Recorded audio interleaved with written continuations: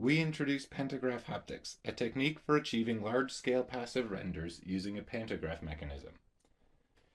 To validate and evaluate PantographHaptics, we present two implementations: HapticLever, a grounded implementation, and Feedbackpack, a portable wearable implementation. A pantograph is a mechanism which coordinates input and output nodes to follow scaled, geometrically similar paths.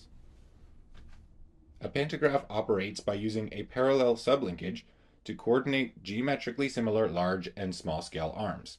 There are infinite configurations, permutations, and special cases of pantograph linkages, each of which are applicable for haptics. We apply the pantograph mechanism for large-scale mid-air haptics by placing a positional constraint in the workspace of the small-scale input node.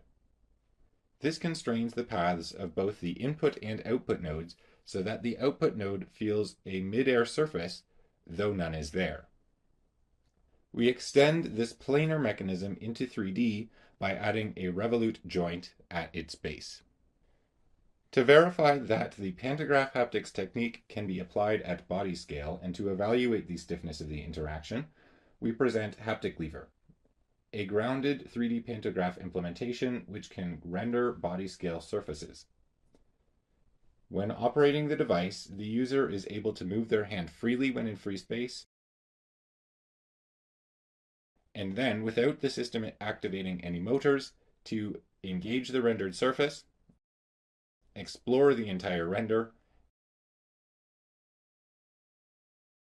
and disengage from the render.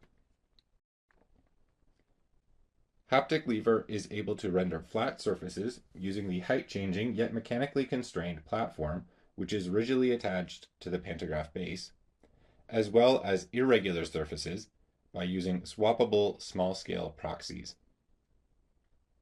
We conducted a user study with HapticLever with 9 participants. Because HapticLever is grounded and immobile, it is only able to render across the user's entire range of motion as long as the user stays stationary. Therefore, we additionally present Feedbackpack, a portable, wearable implementation of pantograph haptics capable of rendering flat planes at variable height as well as vertical planes at variable position and angle. As is characteristic of the pantograph haptics technique, the user is able to move their hand without friction or resistance when in free space, and is able to freely encounter, explore, and disengage from the render. The device is able to render planes at variable height, position, and angle by using the 3-axis robot mounted on the backpack frame, which, in a mechanically locked way, positions the small-scale constraint for the user to encounter. In addition to enabling dynamic render positioning, the robotic system also enables dynamic movement compensation. When a user moves towards a static wall in virtual space, Feedbackpack sees the render as moving closer to the user. Therefore, as the user moves, Feedbackpack must robotically reposition the small-scale constraint relative to the user.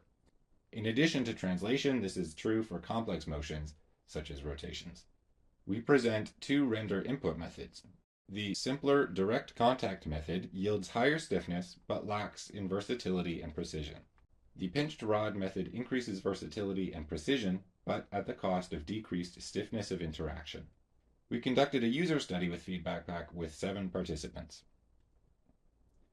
We presented PantographHaptics, a novel technique for passively rendering large-scale mid-air haptic surfaces.